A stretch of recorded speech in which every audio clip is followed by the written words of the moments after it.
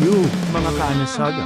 Welcome sa Tojima Wants to be a Kamen Rider Episodes 1 to 6, full recap. Kung gusto mong pumili ng particular episode na gusto mong panoorin, i-click mo lang ang timestamp sa baba o tingnan mo sa description para direkta ka na sa episode na gusto mo. Handa ka na ba? Tara na! Nagsisimula ang kwento sa ating bida na si Tojima, na nagsasanay sa gubat. Sunod-sunod niyang sinusuntok ang isang puno habang paulit-ulit na sumisigaw ng Rider Punch. At sa bawat suntok, ramdam ang tindi ng pinsala. Mula pagkabata, idol na ni Tojima si Kamen Rider. Isang bayani mula sa isang sikat na TV show na para sa kanya ay walang kapantay. Paulit-ulit niyang pinapanood ang bawat episode, hanggang sa dumating sa punto na nagtataka na ang kanyang ina kung may mali ba sa kanya. Pero para kay Tojima, wala nang ibang mahalaga. Sa tuwing nasa screen ang kanyang idol, para siyang nahihipnotismo. Palagi niyang sinisigawan ng TV, laban, Rider. Huwag mong hayaang manalo ang Shocker. Ang Shocker, isang malaking organisasyon ng kriminal, ang kalaban ni Kamen Rider. Kahit pa nagpapalamang nanay niya para umalis, hindi man lang lumilihis ang mga mata ni Tojima sa TV kahit isang segundo. Punong-puno siya ng paghanga, dahil dito, nangako si Tojima na balang araw, magiging tulad din siya ng kanyang bayani. Lumipas ang mga taon, at makikita na si Tojima ay bigla siyang hinayla ng isang babae. Hindi niya alam kung ano ang nangyayari hanggang sa nag-ipon ng lakas ng loob ang dalaga at nag-confess, gusto raw siyang makipag-date. Nabigla si Tojima, pero agad siyang sumagot ng oo, gusto kong lumabas kasama ka. Pero biglang nagbago ang lahat, nag-sorry ang babae at ipinahayag na ito'y isang biro lamang. Isang prank. Gumuho ang mundo ni Tojima habang pinagtatawanan siya ng buong klase. Doon na pumasok ang bully na si Kagawa, na umaming plano pala niya ang lahat.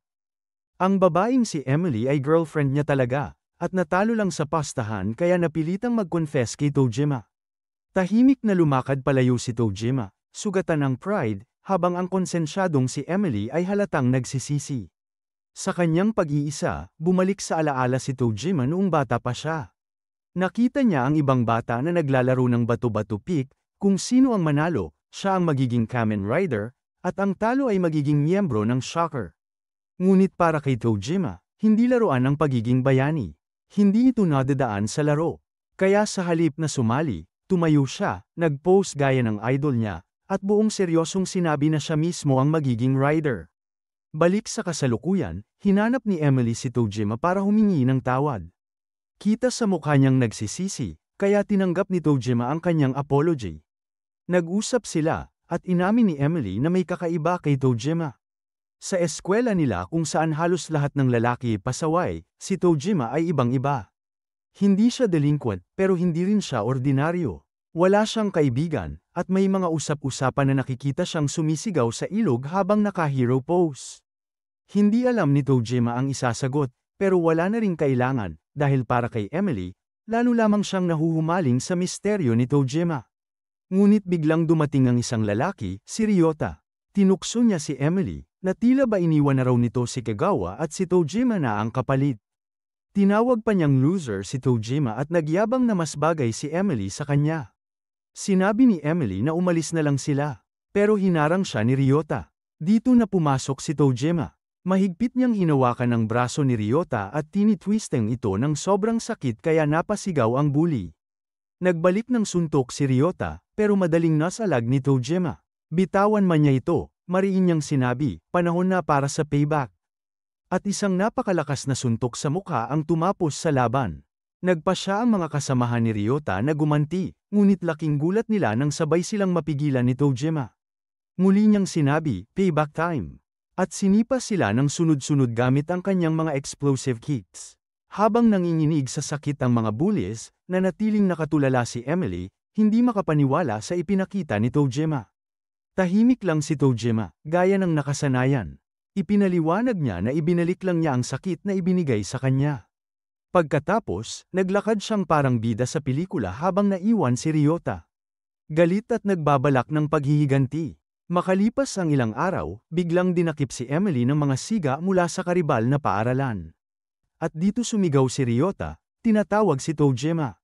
Ipinahayag ni Ryota na digmaan na ito, isang rumesbak dahil sa kahihiyan na dinanas niya. Nagtitipon ng mga estudyante, nagulat at nagtataka kung ano ba talaga ang ginawa ni Tojima para umabot sa ganito. Mas lumala pa ang sitwasyon dahil wala ni isa mula sa grupo ni Kagawa na pumasok ngayon. Kaya walang pwedeng tumulong. Ang mga guro naman ay parang walang silbi. Ngunit hindi yun mahalaga dahil humakbang na si Tojima. Galit na galit si Ryota at balak niyang bugbugin si Tojima hanggang hindi na ito makakalimot. Pero ibang usapan ang nasa isip ni Tojima. Para sa kanya, hindi totoong digmaan ang laban ng mga kabataang tulad nila. Wala pa silang trabaho, umaasa pa rin sa mga magulang para sa pagkain at tirahan. At ngayon, nag-aastang parang mga sundalo ng karibal na paaralan. Nakakahiya at sobrang kababawan. Ayon kay Tojima, kung gusto raw nilang makipaglaban, mas mabuti pang maging kasing seryoso niya at lumaban-laban sa tunay na kasamaan. Nabigla ang lahat sa kanyang mga salita, at si Emily, mas lalo pang nahulog ang loob sa kanya. Pero hindi na makikinig si Ryota. Sa hudyat niya, sabay-sabay na umatake ang kanyang tropa. Hindi umatras si Tojima, sumugod din siya, pero sa dami ng kalaban, tinambakan siya ng suntok at sipa. Walang awa siyang binugbog hanggang halos mawalan na ng malay. Habang nakahandusay, ipinahayag ni Ryota na kukunin na niya si Emily bilang gantimpala. Humihingi ng tulong si Emily, pero wala ni isang estudyanteng kumilos. Sa desperasyon, tinawag niya ang pangalan ni Tojima. At sa sigaw na yon, muling bumangon ang ating bida. Nanlaki ang mga mata ng lahat, akala nila wala nang malay si Tojima, pero nakatayo siyang muli. Dahan-dahan niyang tinanggal ang kanyang coat at seryosong sinabi na ayaw niya sanang gamitin ang kapangyarihang ito laban sa kanila. Pero dahil pinilit siya, wala na siyang pagpipilian. Hinubad niya ang kanyang shirt, at lumitaw ang kakaibang marka sa kanyang tiyan. Hindi maintindihan ng mga siga kung ano yun, lalo na nang mag-pose siya. Sa bawat kilos, sumisigaw si Tojima, Rider. Sabay pose, transform. Tumalon siya papunta sa mga siga, sabay sigaw ng Rider fight. Lahat ay natulala, halong gulat at kalituhan. Pagkatapos ay dahan-dahan niyang binigkas, Kamen Rider. Ngunit wala namang nangyari. Tawanan ang mga siga, tinawag pa siyang baliw sa kanyang mga kartihan. Ngunit mabilis silang napatahimik. Biglang sumabog ang isang suntok mula kay Tojima na nagpatalon kay Ryota ng ilang metro sa ere. Halos matanggal ang panga ng lahat habang pinapanood ang katawan ni Ryota na lumipad sa langit. Ilang sandali pa, makikita na tinalo ni Tojima ang buong grupo. Pati mga guro at maging si Kagawa ay saksi sa lahat, pero hirap silang paniwalaan ang kanilang nakita. Naguguluhan si Emily at nagtanong kung sino ba talaga si Tojima. Humarap ang ating bida, tumitig sa kanya at buong drama na nagsabi, "Ako si Kamen Rider." Naluha si Emily habang papalapit si Tojima, at sa unang pagkakataon, ngumiti siya. Pananggakwan niyang magiging ayos ang lahat. Ngunit sa halip na ma-comfort, natakot si Emily, at tumakbo palayo. Wasak ang kaluluwa ni Tojima. Napagtanto niyang tama siya noon pa man, hindi niya dapat ginamit ang pagbabagong yun. Ang tanging kaaway na dapat niyang labanan ay si Shocker. Bumalik tayo sa kasalukuyan, naroon si Tojima sa gubat, muling nagsasanay. Ngunit sa kanyang isipan, malinaw ang katotohanan, ang Kamen Rider at Shocker ay kathang-isip lamang mula sa isang palabas sa TV. Hindi sila totoo sa totoong mundo. At kahit anong training ang gawin niya, hindi siya kailanman magiging tunay na Kamen Rider. Habang patuloy na nagbubuhos ng galit si Tojima, paulit-ulit niyang sinasabi sa sarili, hindi ako kailanman magiging Kamen Rider. Sunod-sunod niyang sinasalakay ang puno, bawat suntok ay punong-puno ng hinanakit. Biglang may narinig siyang paparating. Isang oso, pero imbes na matakot, nadismaya lang si Tojima, dahil hindi ito isang halimaw mula sa Shocker. Sumugod ang oso, at napilitan si Tojima na lumaban. Ngunit siya ang nagbigay ng gulat, mabilis niyang binalibag ang oso sa lupa, na parabang nagtataka ang hayop kung tao nga ba talaga ang kaharap nito. Hindi nagpatinag ang oso at gumanti, sinugod si Tojima at ginuhitan ng malalim sa dibdib. Pero sapat na ang lakas ni Tojima ngayon para makipagsabayan sa isang oso. Pinatunayan niya ito nang idiretso niya ang kanyang siko sa mata ng hayop. Umatras ang oso, napilitang tumakas. Para sa kahit sinong normal na tao, malaking tagumpay na ang makatalo ng oso. Pero para kay Tojima, wala itong halaga. Dahil ang gusto lang niya, ang matagal na niyang pinapangarap, ay maging Kamen Rider. At ngayong taon, 40 na siya. Makalipas ang ilang sandali, makikita natin si Tojima sa isang toy shop. Dala ang lahat ng kanyang Kamen Rider memorabilia para ibenta. Namangha ang clerk sa dami at sa sobrang rare ng mga gamit niya. Pero ibinunyag ni Tojima na may 6 pang kahon sa likod, at 10 pa sa bahay. Pag-uwi niya, makikita ang kanyang kwarto, ganap ng walang laman.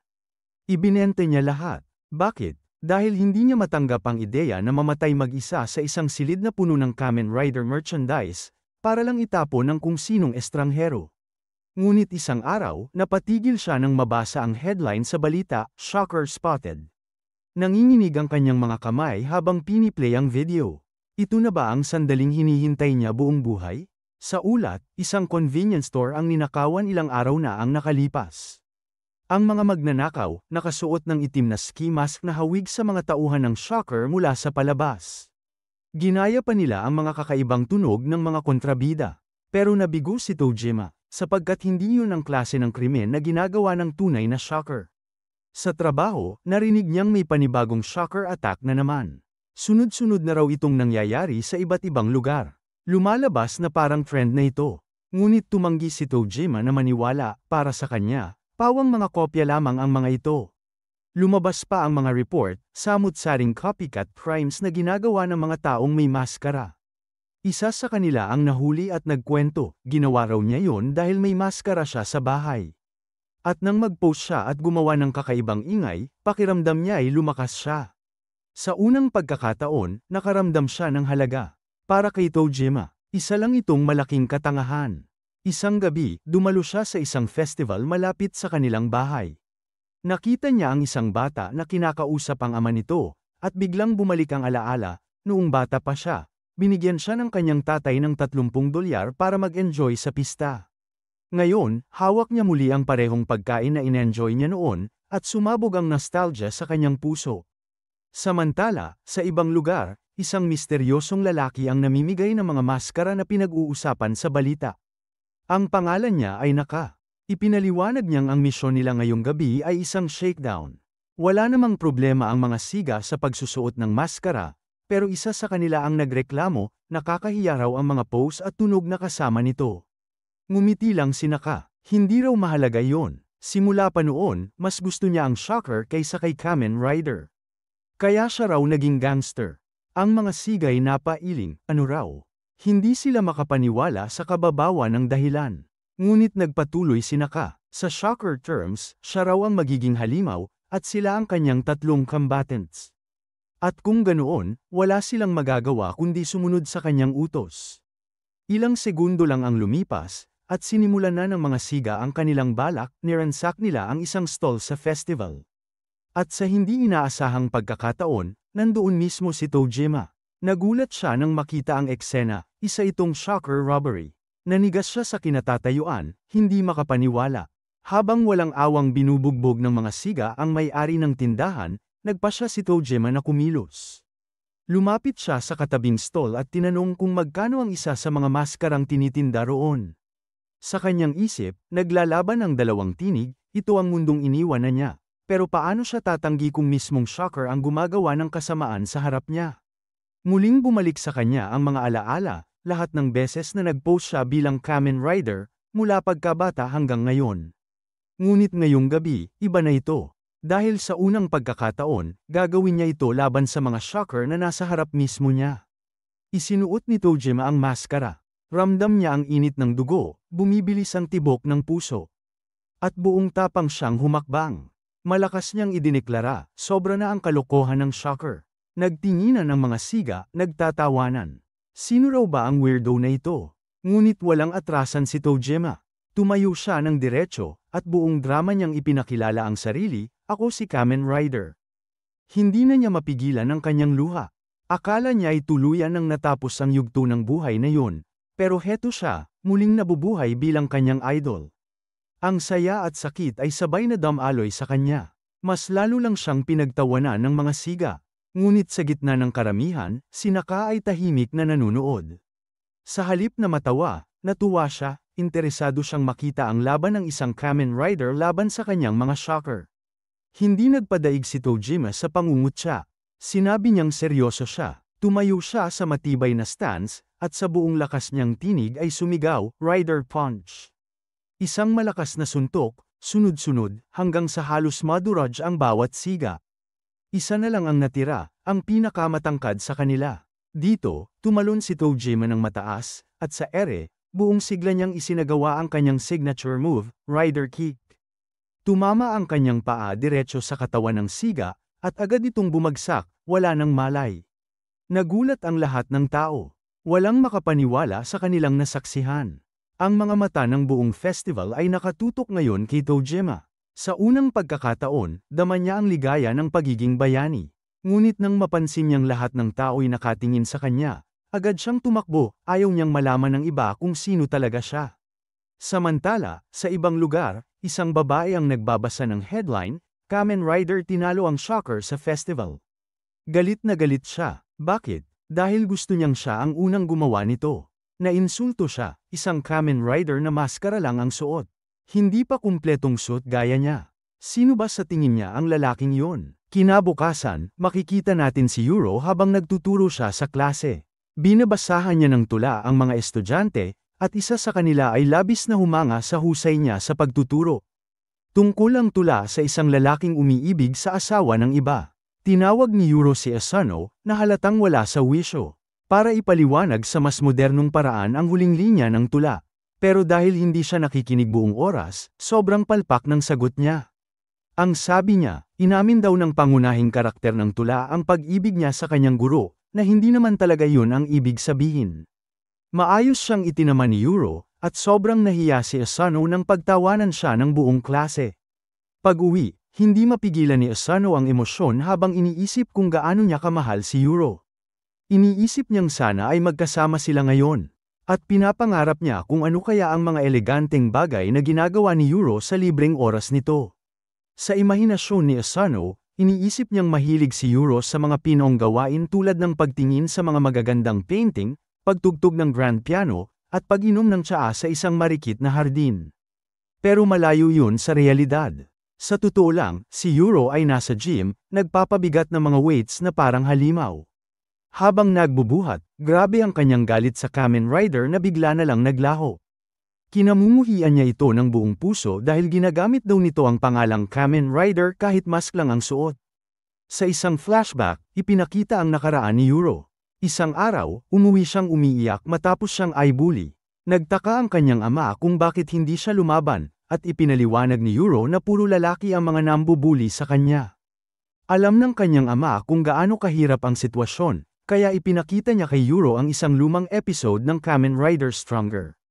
Noong una, nagtataka si Yuro kung bakit ipinapakita sa kanya ng ama ang isang lumang palabas, pero sinabi ng ama niya na panoorin lang ito hanggang dulo.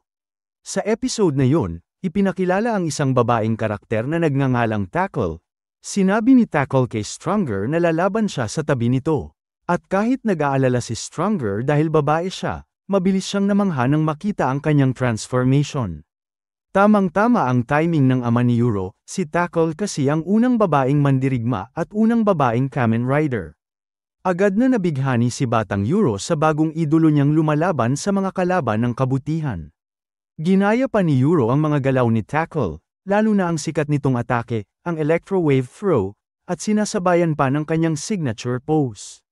Laging nandoon ang ama niya. Tinuturuan siya kung paano gayahin ng tama ang bawat kilos ng kanyang idolo. Alam ng tatay niya ang lahat tungkol sa Kamen Rider, kabisado pa pati mga galaw at mannerism ni Tackle. Hanggang sa isang gabi, habang nag-e-ensayo, ginamit ni Yuro ang Electro Wave Throw sa isang kaaway niya, pero aksidente niyang nataman ang mga videotape. Isa sa mga yun ay episode 30 ng Kamen Rider, isang episode na hindi pa niya napapanood. Excited niyang pinanood ito, pero nagtaka siya sa pamagat, "Goodbye, Tackle." Ito pala ang huling laban ni Tackle. Habang nanunood, tuluyan siyang nabigla sa mga pangyayari. Malubhang nasugatan si Tackle dahil sa isang masamang doktor. At doon na nagtapos ang buhay ni Tackle. Hindi kinaya ng Batang Yuro ang pagkamatay ng kanyang idolo. Ang karanasang yun ay labis na tumatak sa kanya, ibinagsak siya sa isang madilim na puwang ng kalungkutan at pagkawala ng pag-asa. Pag-uwi ng ama ni Yuro mula sa trabaho, Laking gulat niya nang makita si Euro na halos malunod sa sarili niyang luha. Nang makabawi siya mula sa halos mamatay sa pag-iyak, tanging nasa isip lang ni Euro ay, bakit kailangang mamatay si Tackle? Bakit hindi siya sinagip ni Stronger? Ipinaliwanag ng kanyang ama na ang Ultra Cyclone ni Tackle ay isang self-destruction move, isang huling atake kung saan isinasakripisyo niya ang sarili para talunin ang kalaban. Sobrang lakas ng kalaban kaya wala siyang ibang pagpipilian. Namatay man siya, nailigtas naman niya si Stronger at ang mundo. Nakahinga ng kaunti si Euro nang marinig yun. Sinabi pa ng ama niya na si Tackle ang pinakamahusay na heroine sa lahat, at yun ang dahilan kung bakit pinangalanan niya ang anak niya na Euro. Si Tackle ay simbolo ng katarungan, at kahit ilang beses siyang matalo, patuloy pa rin siyang lumalaban hanggang sa huli. Ang mga salitang yun mula sa kanyang ama ay tumagos sa puso ni Euro, sapat para tuluyang pagalingin ang pusong durog dahil sa pagkamatay ng kanyang idolo. Maya-maya, isang costume na siya mismo ang gumawa. Isinuot ito ni Euro, at laking gulat niya nang marinig ang ama niyang nagsabing, "Hindi patay si Tackle, kasi nasa harap ko siya ngayon."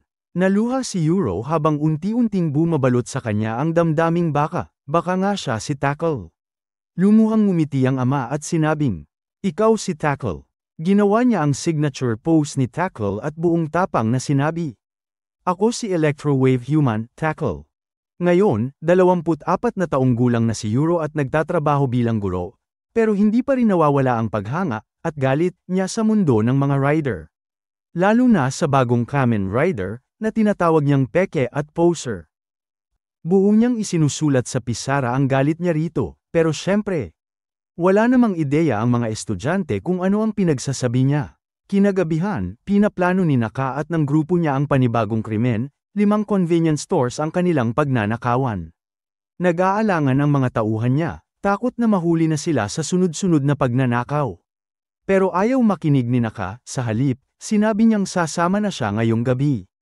Tinangka pa siyang pigilan ng grupo niya, pero sinagot lang sila ni Naka ng isang malamonologo. "Isa akong mandirigma, pero wala nang lugar para sa mga tulad ko sa panahong to." Anya pa, gusto raw sana niyang maging halimaw tulad ng Spider-Man sa Kamen Rider, pero, gaya ng dati, walang nakakaintindi sa mga pinagsasabi niya. Natapos ang kanyang speech at inutusan na niya ang grupo. "Maghanda na kayo, at siguraduhin niong may puso ang kilos niyo ngayon." Samantala, naglakas loob si Asano at inamin kay Euro na gusto niya ito. Napatigil si Euro, hindi makapagsalita, gulat na gulat sa narinig mula sa sarili niyang estudyante. Habang nangyayari ito, sinisimulan na ni Naka at ng mga goons ang kanilang pagnanakaw. Nagpapanik sila nang makakita ng mga pulis, pero nanigas si Euro sa kinatatayuan nang makita niya mismo ang mga shocker robbers sa harap niya. At ang pinakamasama, ang leader nila, si Naka, ay tila sobrang lakas. Walang takot na binugbog ni Naka ang isang pulis, at habang pinapanood yun ni Euro, nagngingit-ngit siya sa galit at takot. Samantalang si Asano, wala pa ring kam-alay-malay, tuloy pa rin sa pag-amin ng kanyang nararamdaman. Hindi na nakapigil si Euro, hindi niya kayang palampasin ito. Iniwan niya si Asano at agad sumugod para habulin ang mga kriminal. Sa kabilang banda, binabasa ni Tojima ang artikulo tungkol sa kabayanihan ng Kamen Rider, at hanggang ngayon, hindi pa rin siya makapaniwala na siya nga iyon. Bigla siyang napatigil nang makita ulit ang mga shocker robbers. Tinawag niya ang atensyon nila, pero hindi siya pinansin.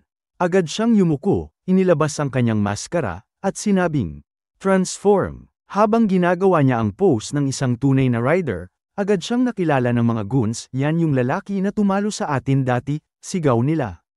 Halatang inis si Naka, buong damdamin, ipinahayag ni Tojima, "Ako si Kamen Rider." Napaluha pa siya habang sinasabi yun, sabay dagdag ng, "Matagal ko na kayong hinahanap."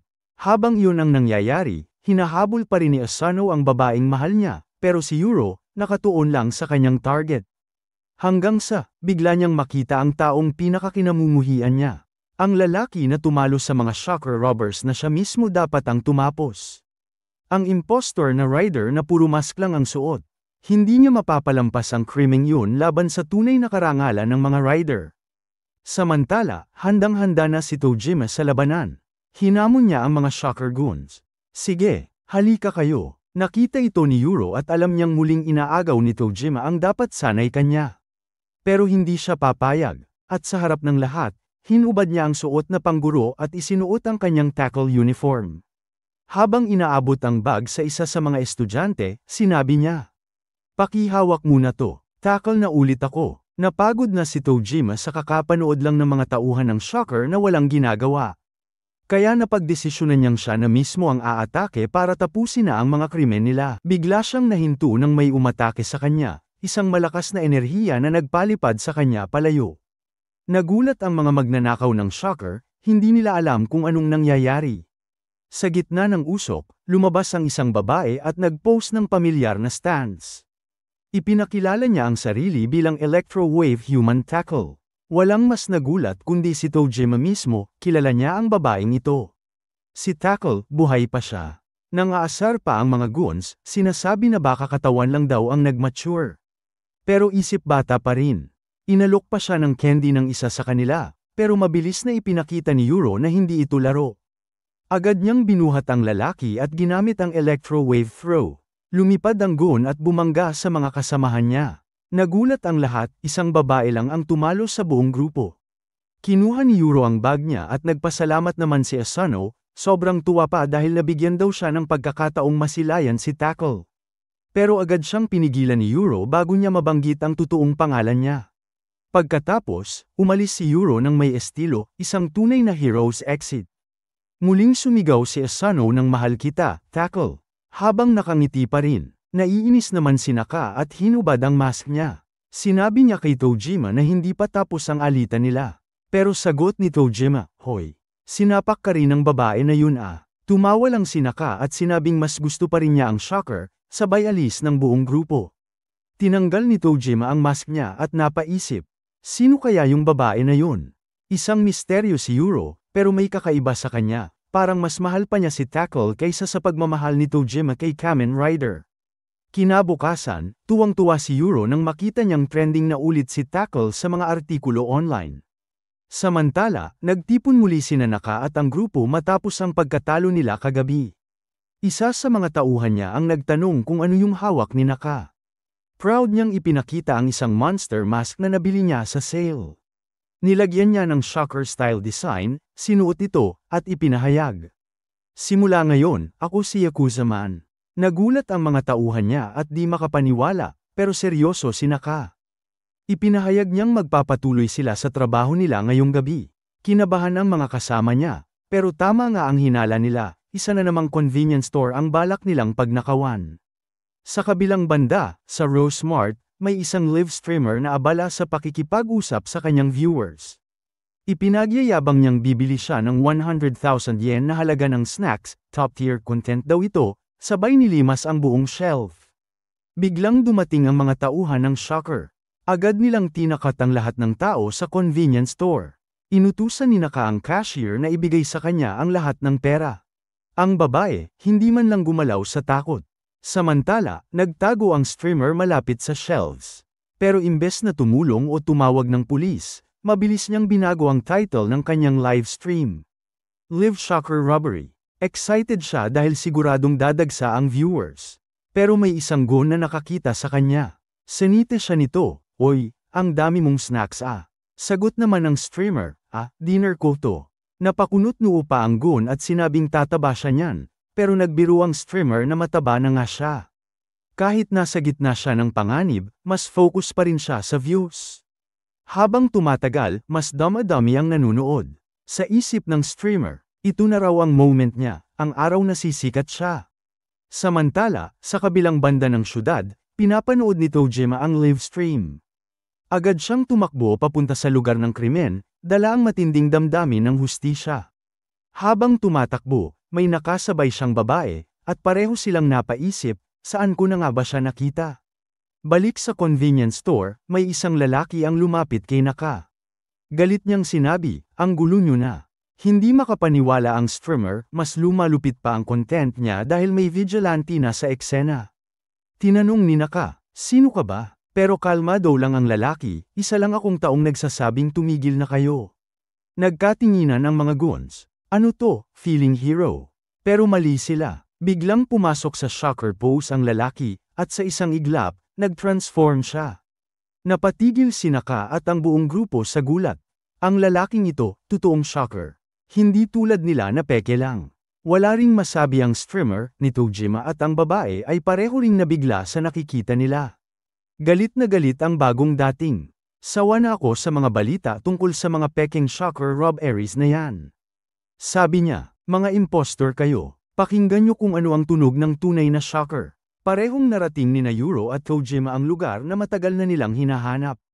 Si Tojima, sobrang excited, agad na ibinaba ang bag niya, kinuha ang maskara, at parang batang cosplayer na puno ng energy, biglang nag-transform sa dakilang Kamen Rider, sabay posing na parang nasa opening scene ng anime. Si Yuro naman, walang ka-impress-impress sa pinaggagawa niya. Tinanggal niya ang salamin, nagpalit ng outfit, at diretsahang sinabi kay Tojima na mukha lang siyang matandang lalaki na naglalaro sa murang maskarang pambata. Nagbatuhan sila ng asaran kung sino ba talaga ang mas nakakahiya sa ginagawa nila, hanggang biglang may lumipad palabas ng gusali. Yung lumang shocker trio, sumabog palabas, dumiretso sa salamin, basag lahat. Si Naka-Aniki, napatigil sa gulat, ngayon lang siya nakaharap sa totoong shocker. Dahan-dahan siyang lumapit, sabay tanong kung totoo ba itong nasa harap niya. Ngumiti ang bagong shocker at proud na inamin, oo, isa siyang tunay na shocker. Hindi makapaniwala si Aniki. Lumuhad siya sa tuwa at nagsimulang magkwento kung gaano siya ka-obsessed sa shocker simula pagkabata. At ngayon, parang panaginip daw ang makakita ng totoong isa sa kanila.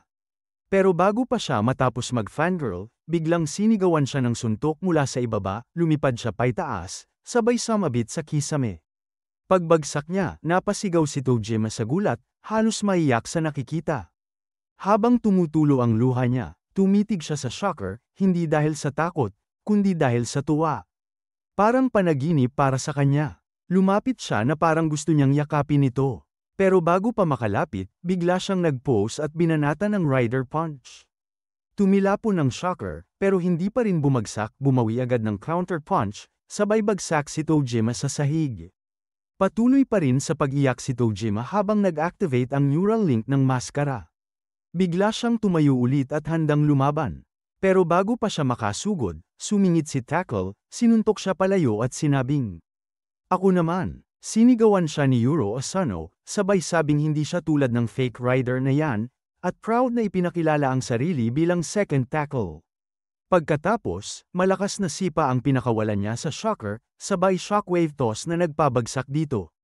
Sakto namang lumundag si Tojima at nagbitaw ng rider kick, sabay sabog ng enerhiya na tuluyang tumapos sa laban. Galit si Tackle, sinabing dapat daw hindi na nakikialam ang mga matandang kagaya niya sa ganitong delikadong laban. Pero bago pa siya matapos, biglang namatay ang mga ilaw. Isang lalaki na may pulang aura ang lumabas, tinawag niyang combatman ang Natalong Shocker, sabay nagsabing nakakahiya raw na mga ordinaryong tao lang ang nakatalo dito. Bigla niyang itinapon ang kung anong bagay sa katawan ng Shocker, at nagsimula itong masunog, parang prinitong manok. Pagkatapos, bamuka ng hindi normal ang bibig ng lalaki, sabay lumabas ang matutulis na pangil, halatang hindi siya tao. Maya-maya, may maliit na palasong lumipad mula sa bibig niya. Tinamaan ang bagong shocker, at agad itong naglaho na parang abo sa hangin. Lalapitan na sana niya si Aniki, pero biglang tumigil at sabing, "Hindi ko feel pumatay ng masyadong marami ngayong araw." Lumakad siya palayo habang mga sinulid ang umiikot sa katawan niya, at naiwan ang mga bida, tulala, hindi makapaniwala sa nakita. Pagkatapos, pumunta sila sa isang restaurant para pag-usapan ang nangyari. Si Yuro ang unang nagpakilala, tapos tinanong ang pangalan ni Tojima. Nang malaman niyang 40 years old na si Tojima, agad niyang tinawag itong weird old man na naglalaro ng Kamen Rider cosplay. Pero sagot ni Tojima, "Mas mahal ko ang Kamen Rider kaysa sa kahit sinong bata." Pinagtawanan siya ni Yuro, pero naging seryoso si Tojima at sinabi, "Hindi mo ba nakita? Totoong shocker yun. At yung isa, may pangil na parang halimaw." Aminado si Yuro na kakaiba talaga yung lalaki, pero hirap pa rin siyang paniwalaan na totoo lahat ng nangyari. Nanindigan si Tojima, sabay sabing, "Kung tunay kang tackle, mararamdaman mo ang presensya ng tunay mong karibal, si Shocker mismo." Sakto namang lumapit ang manager para mag-refill ng drinks at casual na tinanong kung Shocker ba ang pinag-uusapan nila. Pareho silang natigilan. Tahimik na umupo ang manager sa tabi ni Yuro, sabay ngiti at tanong kung talagang nakaharap nila ang totoong shocker, kasi daw napanood niya mismo ang live footage. Tinanong ni Tojima kung sino ba talaga siya. Ngumiti ang lalaki at sinabing, "Ako si Mitsubishi Shimamura, manager ng lugar na to." Lalong nagulat ang dalawa nang tawagin pa niya sila sa pangalan. Nang tanungin ni Yuro kung paano niya nalaman, umamin si Mitsuba na nakikinig lang pala siya sa usapan nila kanina. Sabay sabi niya, "Huwag kayong mag-alala. Pareho lang tayo." Kinabahan si Yuro at sinubukang ipaliwanag na hindi sila mga batang nagko-cosplay. Ngumiti lang si Mitsuba, sabay sabi, "Alam ko naman. Nalaman ko na yan sa mga sinabi ninyo." Pagkatapos noon, dumiretso si Mitsuba sa punto, sinabi niyang totoo ang shocker at siya mismo ay nakasaksi nito. Napayuko agad sina Tojima at Yuro, interesado sa sasabihin niya. Dagdag pa ni Mitsuba, mahaba raw ang kwentong yun, tipong aabutin ng 6 na oras kung ikukwento niya ng buo. At kung gugustuhin daw niya, kaya pa niyang sumulat ng 5 nobela tungkol dito. Si Tojima, sobrang excited, sabay sigaw ng, "Kwento mo lahat, gusto kong marinig." Pero si Yuro, halatang walang gana, sabay sabi, "Uuwi na lang ako, wala akong oras sa mga kwentong ganyan." Hindi siya pinansin ni Mitsuba, sinimulan pa rin niya ang mahabang kwento. Habang sa di kalayuan, may isang misteryosong babae, mukhang spy o agent, na tahimik silang minamasdan at nag-iipon ng impormasyon. Nagpatuloy si Mitsuba, sinabing nagsimula raw ang lahat noong 6 na taong gulang pa lang siya. Lagi silang bumibisita ng kanyang kapatid sa isang bahay sa kapitbahayan na napapaligiran ng puno ng prutas at gulay, punong-puno ng hinog na kamatis at pakwan.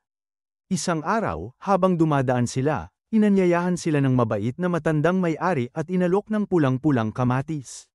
Sobrang sarap daw ng lasa kaya simula noon, palagi na silang bumibisita. Pero hindi lahat natuwa, may ilang kapitbahay na nagreklamo dahil daw sa dami ng insekto na inaakit ng hardin.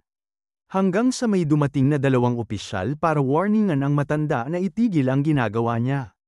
Pagkakita pa lang ng mga opisyal sa dami ng insekto, napatakbo sila sa takot, sabay sabing babalik daw sila kapag naayos na ang problema.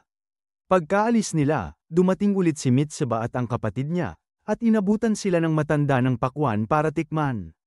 Kinabukasan, may 2 siga na pumunta sa lugar nila, sinabing susunugin nila ang bahay ng matanda kung hindi nito aalisin ang mga halaman sa paligid. Sinubukan nilang magpanggap na matapang, pero kalma lang ang matanda. Inalok niya ng kamatis, pero sinampal lang ng isa at sinabing, "Ayaw namin yan." Kaya pakwan naman ang inabot niya. Sa una, ayaw pa rin ng mga siga, pero pagkalasap nila ng isang kagat, nagbago ang lahat.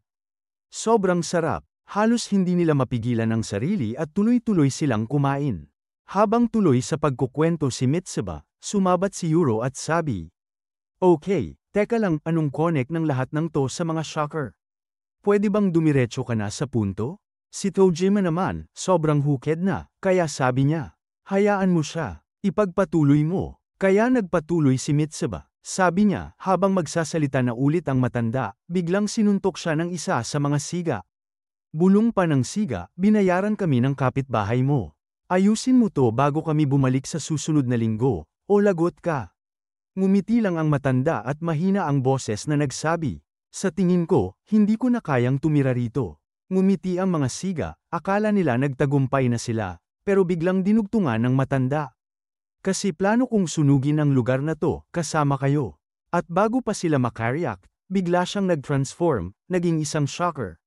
Napatulala sina Mitsuba at ang kapatid niya habang sinusuntok at binabato ng halimaw ang mga siga. Pagkatapos, bumalik ito sa loob ng bahay. Ilang sandali lang, sumiklab ang apoy at kumalat sa buong lugar. Nagising sa katinoan sina Mitsuba at ang kapatid niya. Agad nilang hinayla ang mga siga at sumigaw na tumakbo, bago pa gumuho ang buong bahay. Pagkatapos ikwento ni Mitsuba ang lahat, handa na sana siyang magkwento ulit. Pero yumangal si Yuro, sabay sabi, "Wala na akong oras sa mga walang katapusang kwento mo." Si Tojima naman, sobrang tuwang-tuwa, parang batang gustong marinig pa ang susunod na kabanata. Biglang lumitaw ang babaeng spy kanina, na ngayon ay nakasuot ng uniforme ng waitress. Sinermonan niya si Mitsuba, sabay sabi, "Tumigil ka nga dyan at magtrabaho. Hindi ka binabayaran para makipagkwentuhan sa customers.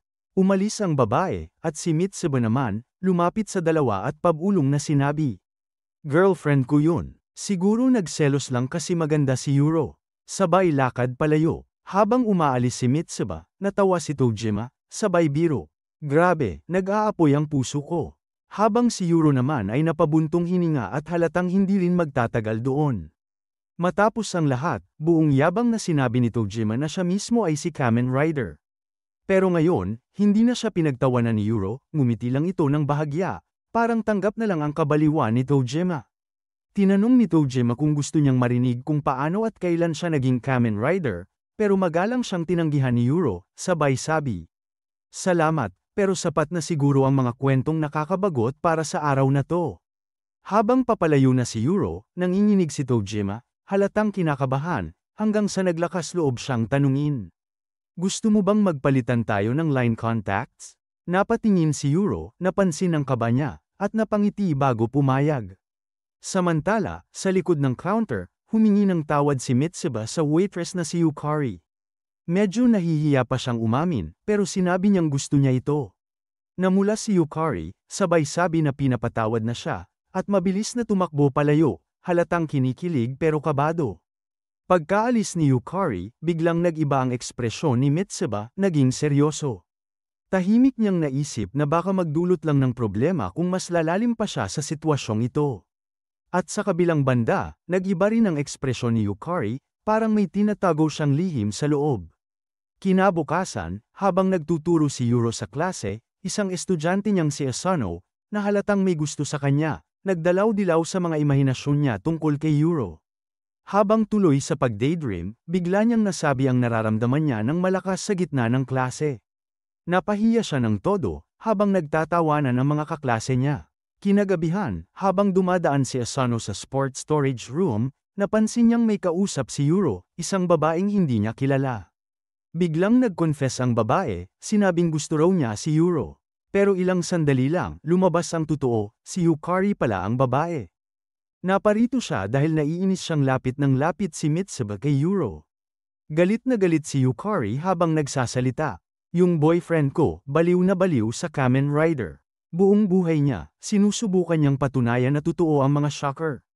Humalakhak siya ng parang baliw, sabay dagdag. Alam mo ba kung bakit walang babaeng nakakadalawang beses makausap sa kanya? Napatingin si Yuro, hindi makasagot. Ngumisi si Yukari at biglang sabi. Dahil habang abala siya sa paghahanap ng mga shocker, hindi niya alam na ang girlfriend niya, isa pala.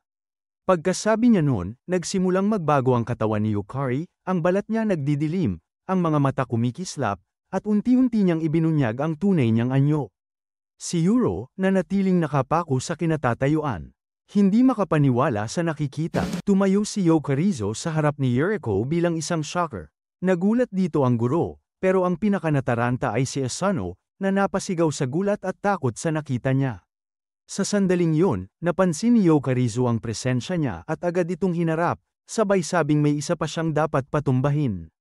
Hindi nag-aksaya ng oras si Yuriko, agad siyang nag-transform para simulan ang laban-laban sa shocker. Tinawanan lang siya ni Yokarizo, tinawag pa siyang nakakatawa, dahil para sa kanya, imposibleng matalo siya ni Yuriko kahit pasuot nito ang suit. Pero nagkamali siya, sa isang mabilis na sipa ni Yuriko, tumilapon si Yokarizo ng malayo.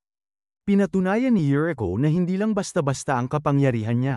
Pagkatapos, sinabi niya sa estudyante niyang umalis na, dahil matagal nang tapos ang klase. Pero ayaw ni Yokarizo na may makaligtas. Sinabi pa niyang wala silang silbi dahil tao lang sila. Hindi makapaniwala si Yuriko sa narinig, lalo na't alam niyang tao rin ang nobyo ni Yokarizo. Pero sagot ng shocker, iba raw ang nobyo niya. Muli siyang umatake. Sa una, medyo nahirapan si Yuriko, pero sa matinding laban, ginamit niya ang kanyang electric throw at tuluyang tinalo si Yokarizo.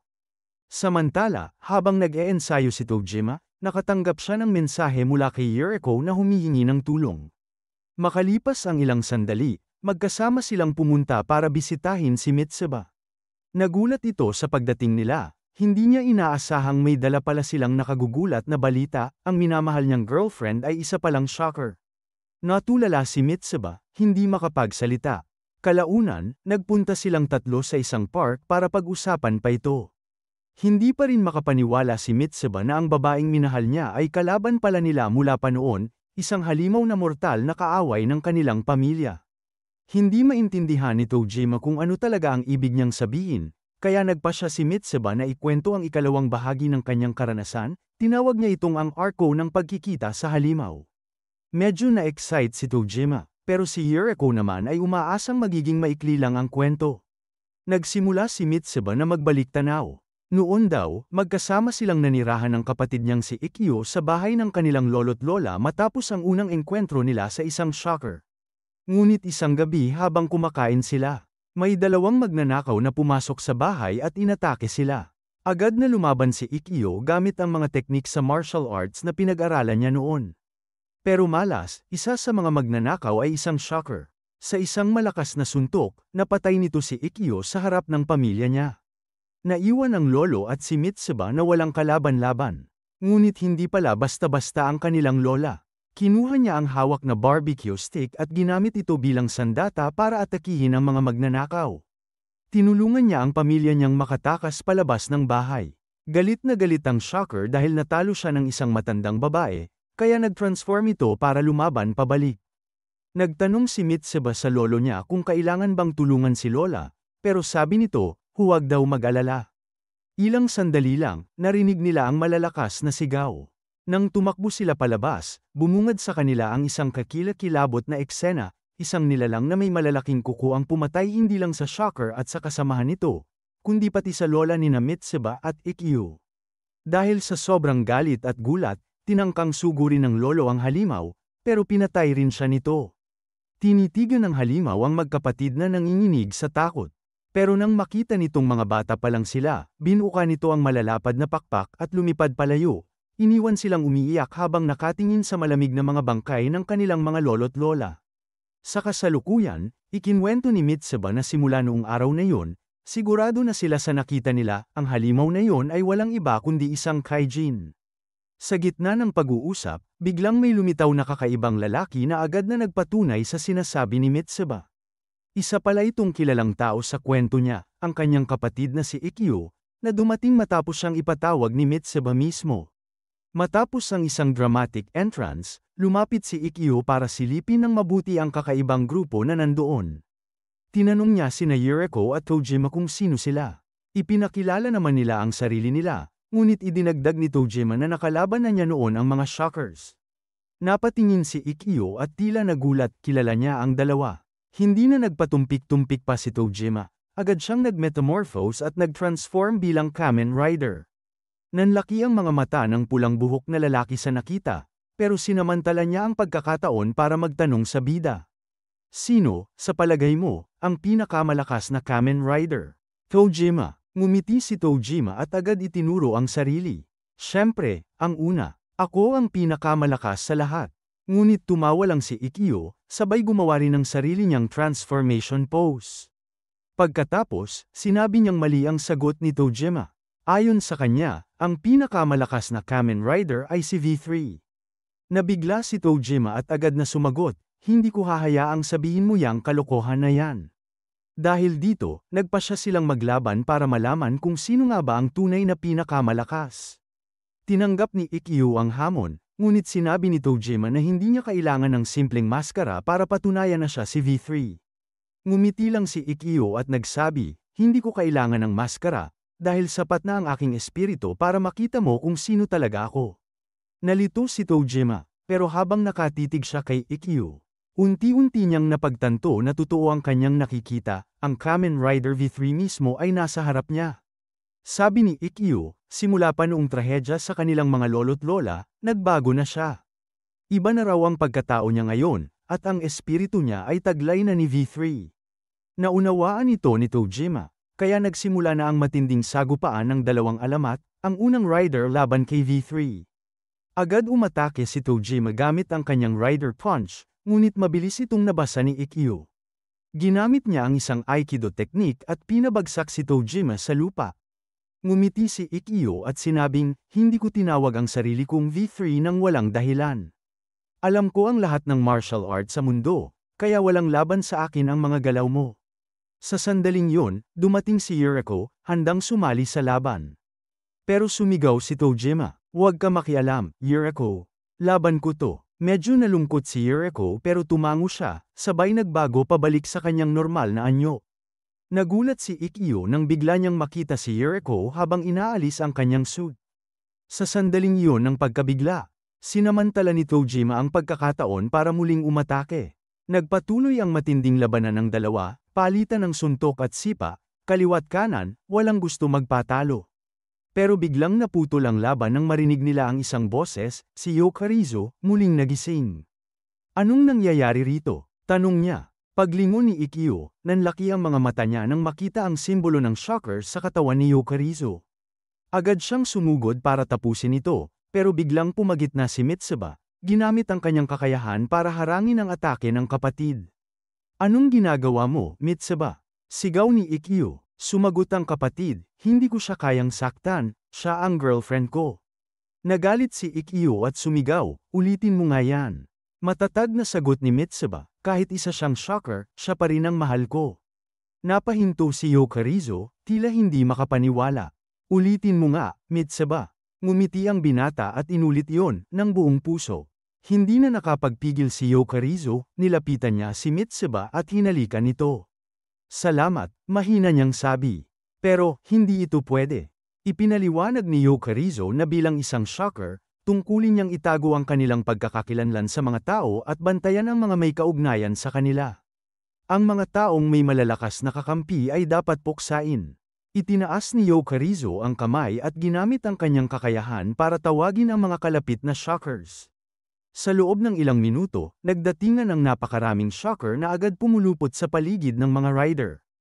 Habang tumutulo ang luha sa kanyang mga mata, bulong ni Yokarizo, "Patawarin niyo ako, pero kailangan kong patayin kayong lahat, pati na ang taong mahal ko." Habang umiiyak pa lalo si Yokarizo, sinabi niya kay Mitsuba na totoo ang naramdaman niyang pagmamahal sa kanya noon. Pero humingi siya ng tawad dahil hindi na raw niya kayang mahalin siya ulit. Biglang sabay-sabay na umatake ang mga shocker combatants, kaya napilitan ang ating mga bida na kumilos agad. Hindi inaasahan ni Yokarizo ang bilis ng mga pangyayari, sinimulan ng wasaki ng dalawang Kamen Rider ang mga kalaban. Agad namang nag-transform si Yura at sumali sa labanan, binanatan pa ng isang malakas na suntok. Hindi makapaniwala si Yokarizo dahil hindi ayon sa plano ang nangyayari. Unti-unti nang nauubos ang mga tauhan niya habang lumalamang ang mga bida. Halos mabaliw siya sa gulat nang matuklasan niyang ang mga kaibigan ni Mitsuba ay mga napakalakas na bayani pala. Sa loob lang ng ilang segundo, tapos na ang laban. Hindi makapaniwala si Yokarizo sa nakita niya, mga tao lang ang mga ito, pero nagawang pabagsakin ang buong grupo ng shocker.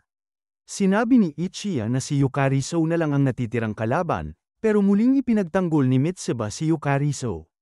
Lahat ay nagulat, bakit niya pa rin ito pinoprotektahan? Humingi si Mitsuba ng kaunting oras para makausap si Yokarizo, pero tumanggi si Ichiya. Gusto ni Ichiya ng kasagutan kaya diretsahan niyang tinanong si Mitsuba kung balak ba nitong pakasalan ang isang shocker combatant. Nabigla ang lahat sa tanong. Pero simple lang daw ito para kay Ichiya. Kapag magkasama ang lalaki at babae, ibig sabihin ay gusto nilang magpakasal. Para sa kanya, walang gitnang opsyon. Gustong maghanap ni Mitsuba ng kompromiso, pero sinabi ni Ichiya na wala talagang gitna, pakakasalan niya si Yokarizo o hindi. Wala nang iba, pilit nag-iisip ng paraan si Mitsuba para makalusot, pero sinuntok siya ni Ichiya at pinilit siyang pumili ngayon na. Bago pa man makasagot si Mitsuba, biglang dumating ang isang nilalang na kinilabutan silang lahat. Siya ang halimaw na nakita nila kanina. Gusto niyang malaman kung ilang shocker combatants na ang natalo ng grupo. Lahat ay nagulat nang marinig na isa pala siyang tunay na shocker monster.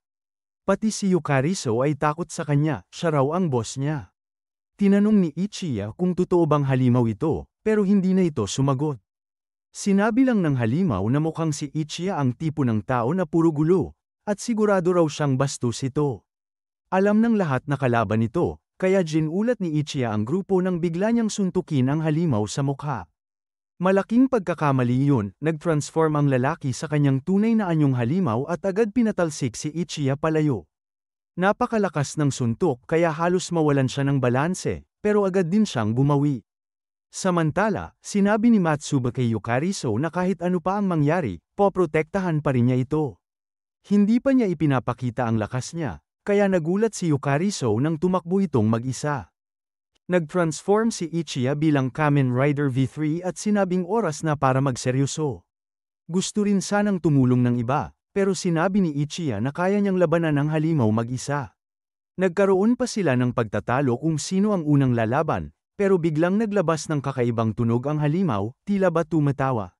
Galit na galit si Ichiya at sumugod gamit ang V3 Mach Speed Kick, pero sinalulang ito ng halimaw gamit ang kamay niya. Hindi makapaniwala si Ichiya, walang sino man ang nakagawa noon. Agad siyang sinunggaban ng halimaw at ibinagsak sa lupa. Akala ni Ichiya, yun na ang katapusan niya, pero sa huling sandali ay sinagip siya ni Tojima. Ginamit naman ni Yura ang pagkakataon para sumugod at mahawakan ang halimaw, pero ginamit lang nito ang puwersa niya laban sa kanya. Tinamaan ni Tojima ng Rider Punch, pero parang wala lang sa halimaw. Sa counter-attack nito, tumilapon si Tojima at bumagsak sa pader. Patuloy ang laban ni Ichiya, tinamaan niya ng sunod-sunod na chop attacks ang leeg ng halimaw. Hanggang sa tuluyang mapunit ang mukha nito. Lahat ay napahinto sa gulat nang lumabas ang tunay na anyo ng halimaw. Wala pang halimaw na mas nakakatakot at mas totoo kaysa rito. Ipinakilala ni Yukariso na ito raw si Spider-Man, hindi ang superhero na kilala natin, kundi isang tunay na shocker monster na may anyong gagamba. Sinabi ng halimaw na wala na siyang ibang pagpipilian, sabay tanong kung bakit bigla raw silang tumigil sa pakikipaglaban. Nanigas sa takot ang mga bida, kaya mahinahon pang nagtanong ang gagamba kung pwede raw siyang mauna. Nanginginig si Ichiya sa sobrang kaba, kaya hindi siya makasagot. Ngumisi ang gagamba at sinabi na siya na raw ang susunod na mawawalan ng ulo. Sa huling segundo, nakaiwas si Ichiya sa atake, muntik na siyang mamatay. Ang lakas ng hampas ng halimaw kaya nagkaroon ng malaking hukay sa lupa. Pero hindi pa siya tapos, muling umatake ang gagamba, at ngayon wala nang matatakbuhan si Ichiya. Sigurado na sanang mamamatay siya, pero biglang may metal na lubid na lumitaw at pumulupot sa halimaw. Hindi makawala ang gagamba, at laking gulat ng lahat nang makita nilang si Mitsuba pala ang gumawa noon. Ni hindi alam ni Yukariso na kaya pala ni Mitsuba ang ganun. Pati ang mga bida, hindi makapaniwala, yung mahiyain at wimpy na bata kanina, biglang naging isa ring bayani. Fan ng kumpiyansa si Mitsuba ngayon. Napagtanto ni Tojima na siya pala ang Riderman, ang ika-4 na Kamen Rider na unang lumabas sa Kamen Rider V3. Sabi ni Mitsuba, nag-transform daw siya malapit lang, pero tinutulan ni Yukariso, sinasabing nagpalit lang siya ng damit. Sabay pinatibay pa ang pagkakatali ng halimaw gamit ang kanyang rope weapon. Alam ni Ichiya na kahit ganun pa kalakas si Mitsuba, hindi pa rin nila kaya ang halimaw sa kasalukuyang kalagayan nila. Kaya sinabi niyang kailangan muna nilang umatras. Sumang-ayon si Yura, at habang pilit nakakalag ang gagamba, napasigaw sa takot si Yukariso. Huwag kang mag-alala, sabi ni Mitsuba. Ang wire na gamit ko, kaya nitong pigilan kahit 2 tangke na humihila sa magkasalungat na direksyon. Ibig sabihin, sapat na ang oras para makatakas sila. Sinabihan niya si Yukariso na oras na para tumakbo, pero tila may iniisip pa ito. Akala ni Mitsuba, nagugulat lang siya sa katapatan niya. Pero ang totoo, nagtataka si Yukariso kung bakit siya si Riderman. Napangiti si Mitsuba, inakala niyang tinatanong siya kung bakit niya pinili maging Riderman. At syempre, hindi niya palalampasin ang pagkakataon para magkwento ng backstory. Hindi makapaniwala si Yura na gagawin pa talaga niya ito sa gitna ng gulo, pero nagsimula na si Mitsuba. Tawagin nating Me and My Brother's Rider Story, The Conflict Arc. Sinimulan niya ang kwento sa pamamagitan ng pagbanggit kay Kamen Rider V3, na nawalan ng mga magulang at nakababatang kapatid dahil sa mga halimaw ng shocker. Malubha rin siyang nasugatan, kaya nangako siya ng paghihiganti. Nagpasya siyang ialay ang sarili para sa layuning yun, hiniling niyang gawing cyborg siya nina Kamen Rider 1 at Kamen Rider 2 upang siya mismo ang lumaban sa mga halimaw. Nakarelate dito sina Ichiya at Mitsuba dahil pareho rin silang nawalan ng pamilya sa kamay ng mga halimaw. Bata pa lang sila, ginagaya na nila ang mga eksena sa Kamen Rider V3. Pero palaging si Ichiya ang nagiging V3. Naiinggit si Mitsuba, at lagi niyang sinasabi, Kuya, ako naman sana ang maging V3 minsan. Ngunit tumatanggi si Ichiya, isa lang ang V3. Sabi niya, isang araw, binigyan niya ng pagkakataon ng kapatid niya, magiging V3 daw si Mitsuba kung matatalo niya siya sa laban. Hindi makapaniwala si Mitsuba, kaya agad siyang sumugod, pero naiwan ang depensa niya. Tinamaan siya agad ni Ichiya at bagsak siya sa isang suntok. Sinabihan siya ni Ichiya na malayo ka pa sa totoong V3. Simula noon, lagi silang nag-aaway kung sino ang magiging V3. Lumakas si Mitsuba sa paglipas ng panahon, natutunan niya ang iba't ibang martial arts at nakipagsabayan na rin kay Ichiya. Pero kahit ganun, palaging tabla ang laban nila. Sa dulo ng laban na yun, nagmakaawa si Mitsuba. Kuya, kahit minsan lang ako naman ang maging V3. Pero matigas si Ichiya. Sinabi niya, ang tunay na V3 ay yung mas tapat sa pagiging rider, at ako yun. Sinabi pa niya, pwede ka namang maging rider man, sabay chop sa braso ni Mitsuba at sinabing yun daw ang kabaitan niya. Habang nagpapagaling, sinabi ni Mitsuba na hindi niya nakikita ang kabaitan sa ginawa ng kuya niya. Anong kabaitan yun kung binasag mo lang ang braso ko? Sabi niya, binigyan siya ni Ichiya ng rider mask bilang paliwanag. Ang ibig sabihin pala, kahit hindi siya pwedeng maging V3. Pwede pa rin siyang maging katuwang bilang rider man. Medyo disappointing, pero ipinaliwanag ni Ichiya na mas matanda siya ng 5 taon, kaya natural lang daw na siya ang V3, at si Mitsuba, bilang sumunod na rider, ay si rider man. Kwento pa ni Mitsuba, si rider man daw ay isang matalinong siyentipiko. Pero may kalaban siyang halimaw, si General Yui, na nainggit sa katalinuhan niya. Nilaso nito ang braso ni Riderman gamit ang acid. Kaya napilitan ang mga kasamahan niyang siyentipiko na oprahan siya at gawing cyborg. Doon siya naging Riderman. Doon naintindihan ni Mitsuba kung bakit sinira ni Ichiya ang braso niya, pero sabi niya, hindi pa rin yun kabaitan. Pinaliwanag ni Ichiya na kailangan niyang mawala ang braso para maging Riderman, pero dahil kanan si Mitsuba, kaliwang braso raw ang binasag niya para magamit pa rin ito ang kanan. Napangiti si Mitsuba, nanginginig pa sa galit at tuwa. Salamat, kuya, at hindi mo sinira ang good arm ko. Sabi niya, sabay bigay ng kabaitan pabalik, isang suntok sa mukha ni Ichiya. Nagtapos ang kwento at natahimik ang lahat. Tinanong ni Yukari So kung okay lang ba kay Mitsuba na hindi siya ang V3. Ngumiti siya, noong una, hindi, pero kalaunan, na-realize ko, si Riderman, hindi tulad ng ibang cyborg riders. Isa siyang normal na tao na may mechanical arm. Nakipaglaban siya gamit ang talino niya at ang lakas ng braso niya. Kaya para sa akin, si Riderman pa rin ang pinakaastig sa lahat. Napangiti si Tojima, napaisip. Ibig sabihin, ikaw mismo ang gumawa ng braso mo? Gustong-gusto sana ni Mitsuba ipaliwanag kung paano niya ginawa ang kanyang mekanikal na braso, pero walang oras para doon, pinaalalahanan sila ng iba na kailangan na nilang tumakas ngayon din. Habang tumatakbo sila, napansin ng Spider Monster ang grupo. Nakangisi itong nagsabi, kakaiba kayong lahat, sino ba talaga kayo? Hindi ito nag-alala kahit tumakas sila. Dahil ginamit niya ang kakaibang kapangyarihan, telepathy, para utusan si Yukari So na patayin si Mitsuba. Napasigaw si Yukari So sa sakit habang sinusubukan niyang labanan ang utos, pero hindi niya ito mapigilan. Sa isang iglap, sinuntok niya si Mitsuba sa mukha. Sunod-sunod pa ang mga suntok, parang wala na siya sa sarili, kaya agad na tumakbo ang mga iba para tulungan si Mitsuba. Pero pinigilan sila ni Mitsuba. Saglit lang, kaya ko to. Ito ay sa pagitan naming dalawa ni Yukari So. Sumisigaw na parang isang mabangis na hayop si Yukari So, habang pilit siyang pinapakalma ni Mitsuba.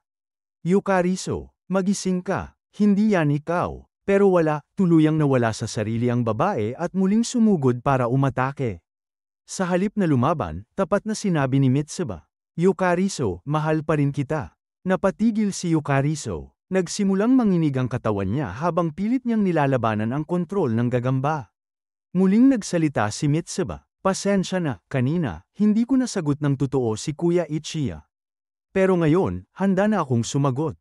Lumapit siya kay Yukari So, kahit patuloy itong nanginginig sa sakit. Kahit isa kang miyembro ng Shocker, mahal pa rin kita. Gusto kong makasama ka habang buhay. Sabay sabi niya, pakakasalan kita, Yukari So. Napatulala ang buong grupo. Ano, halos sabay-sabay silang napasigaw. Si Yukari So naman, biglang napahinto, tumulo ang luha niya. Pero hindi yun luha ng sakit. kundi luha ng kaligayahan. Sa wakas, nakalaya siya mula sa kontrol ng halimaw. Niyakap niya si Mitsuba at sinabi, "Mahal din kita, Mitsuba." Ramdam ng lahat ang tindi ng emosyon, pero naputol ito nang biglang gumalaw ang halimaw. Sa isang iglap, nakawala ang spider monster mula sa mga wire ni Mitsuba. Nagulat si Mitsuba, hindi niya maintindihan kung anong ginagawa ng halimaw. Biglang nagliyab ng enerhiya ang katawan nito, at pumutok ang mga kalamnan sa sobrang lakas. Nawasak ang balat nito, at lumabas ang tunay na anyo, isang nakakatakot na nilalang na parang halimaw mula sa bangungot. Ang makapangyarihang Lord Hombre Aranya ay may balak tapusin ang lahat ng riders. Dahil dito, agad na hamarang si Yokarizo para protektahan si Mitsuba, pero hindi siya nagtagumpay. Samantala, sina Aichio at Tik-Ol ay pumwesto sa harap ng Kaijin para labanan ito habang ang iba ay umatras.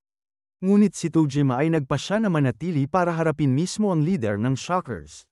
Bigla niyang naalala ang araw kung kailan siya nagdesisyong maging isang Kamen Rider, noong napanood niya yung episode kung saan, matapos matalo, muling lumaban ang unang bayani laban sa isang hukbo ng mga halimaw matapos lang ng maikling training. Naalala niya kung paano hindi kailanman umatras ang bayani. Kaya sabi niya sa sarili, ang isang Kamen Rider, kailanman, hindi tumatakbo. Sa matinding determinasyon, kinarga ni Tojima ang kanyang Rider Punch, at sa isang malakas na suntok, tumilapon ang Kaijin. Nagulat ang lahat, pero ang pinaka-nagulat ay si Lord Hombre Aranya mismo, na napatanong, sino bang nilalang yun? Habang naguguluhan siya, napansin ng Kaijin ang mga taong nanunood sa paligid. Alam niyang bawal malaman ng iba ang totoong katauhan ng mga Shockers, kaya agad niyang tinapos ang mga natitirang miyembro at tuluyang naglaho na parang wala nang nangyari. Habang nakatingin sa langit, tuwang-tuwa si Tojima. Sabi niya, "Grabe yun ang pinakamasarap na laban ever." Pagkalipas ng ilang sandali, pumunta ang grupo sa isang bar malapit doon. Pagpasok nila, agad silang nakilala ng may-ari, si Futaba Shimamura, ang kapatid ni Mitsuba at ni Aichio. Kita sa mukha niya ang inis, lalo na kay Aichio. Sinabi rin ng isang lalaking blonde na si Futaba lang daw sa magkakapatid ang walang interes sa Kamen Rider. Matapos ang mahabang diskusyon, pumayag si Futaba na manatili sila sa bar, pero may kondisyon, kapag gumawa sila ng gulo, palabas agad sila. Sa pagdiriwang ng tagumpay laban sa Shockers, nag-inuman sina Tojima at Gyo. Galit si Yuriko, pinaalalahanan silang walang Kamen Rider na umiinom sa original na serye. Pero mukhang wala nang pakialam si Tojima, tumayo siya at sinabing oras na para simulan ang pinakamahalagang event ng gabi. Humarap siya kina Yokarizo at Mitsuba at sinabing magpapakasal sila ngayon mismo. Si Aichio pa mismo ang nagsimula ng seremonya, pero nagalit si Futaba sa kaguluhan. Sinubukan siyang pigilan ni Aichio, sinabing, "Ate, huwag kang umalis, kasal to ng kapatid mo." Pakiusap din ni Mitsuba na manatili si Futaba dahil gusto niyang buo ang pamilya sa sandaling yun. Sa huli, pumayag si Futaba. Doon, humarap si Mitsuba kay Yokarizo at nagsalita ng taos-puso. Sabi niya, kahit gusto niyang makasama si Yokarizo, may bumabagabag pa rin sa kanya, hindi pa raw niya nasasagot ang unang proposal nito. "Binuksan mo ang puso mo sa akin," sabi ni Mitsuba, "pero hindi ko pa nasasabi ang oo." Kaya ngayon, siya naman ang nag-propose kay Yokarizo. At sa ngiti at luha, tinanggap ni Yokarizo at sinabing handa na siyang maging asawa ni Mitsuba. Nabigla si Futaba, hindi makapaniwala na nagpakasal talaga sila agad-agad, sa harap ng mga taong halos kakakilala lang nila. Dahil dito, nagpakilala isa-isa ang mga riders. Ang huli ay si Yokarizo, na inamin ang katotohanan, isa siyang dating miyembro ng Shockers, at ang misyon niya noon ay bantayan ang mga tao nang hindi nagpapakilala. Sinabi niyang noong una, nakipaglapit siya kay Mitsuba dahil lang sa utos ng organisasyon, pero di niya inaasahan na mahuhulog talaga ang loob niya sa mabait at karismatikong lalaki. Dahil doon, nakalaya siya sa kontrol ng kanilang leader. Pero may isang bagay siyang pinagsisisihan, alam niyang darating ang leader ng Shockers para puksain siya, at baka hindi na nila matamasa ang kaligayahan nila. Ngunit mariing sinabi ni Mitsuba, hindi mangyayari yun. Ipaprotektahan kita. Tinawanan lang ni Futaba ang sitwasyon, sinabing kalokohan daw lahat yun, at sinubukan ng umalis. Pero hinawakan siya ni Aichio at sinabing, huwag kang tanga. Batiin mo man lang ang kapatid mo sa kasal niya. Doon na siya nawala ng pasensya at sinuntok si Aichio. Ngumiti ang binata, mukhang wala akong choice kundi mag-transform.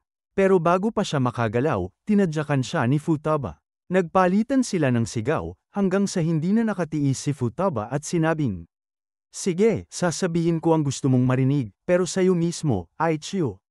Doon niya ibinuhos ang lahat ng sama ng loob, inamin niyang mula pagkabata, pakiramdam niya ay siya ang dahilan kung bakit siya tinataboy ng lahat. Dahil sa sobrang pagkahumaling ni Futaba sa Kamen Rider at sa malakas niyang personalidad. Unti-unting lumayo sa kanya ang mga kaklase niya. Tinatawag pa nga nilang weird o kakaiba ang pamilya ni Futaba. Habang tumatagal, lalong lumala ang pang-aasar at tsismis laban sa kanya, mula elementarya, hanggang high school, at maging sa kolehiyo. Walang gustong lumapit sa kanya. Wala siyang tunay na kaibigang makakasama o mapagkakatiwalaan. At yun, para kay Futaba, ay isang bagay na hindi niya kailanman mapapatawad. Habang umiiyak at puno ng galit, pinigilan siya ni Mitsuba. Sinabing tama na, ate. Ngumiti si Futaba ng mapait. Inaamin ko, masaya ako para sayo, dahil kinasal ka na, sabi niya, pero hindi ko pa rin kayang patawarin si Aichio sa ginawa niya noon.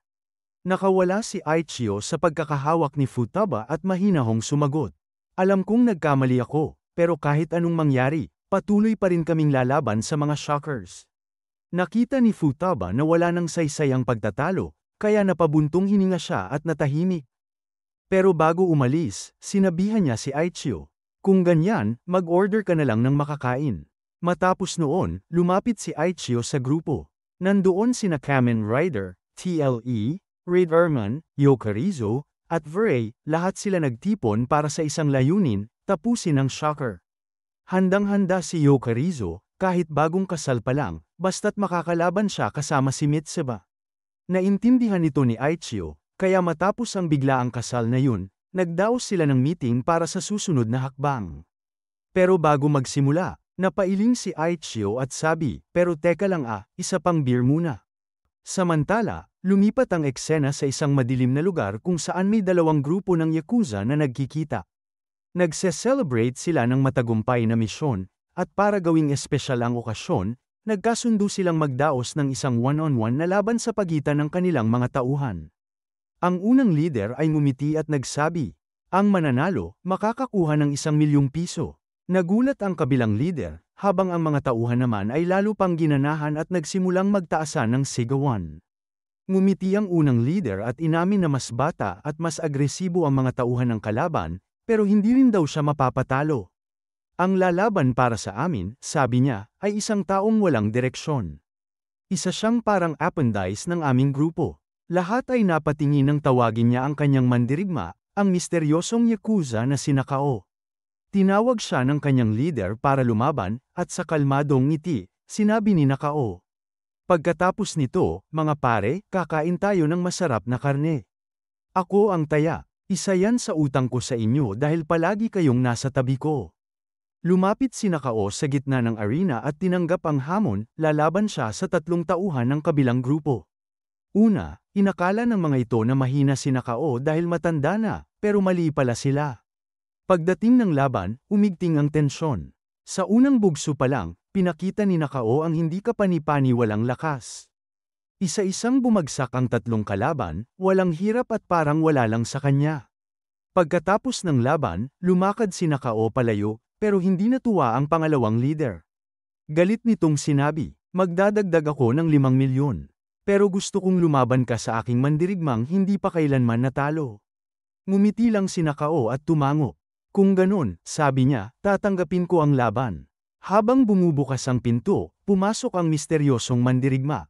At sa sandaling yon, nabunyag ang kanyang pagkakakilanlan, siya pala ang mismong leader ng mga shockers.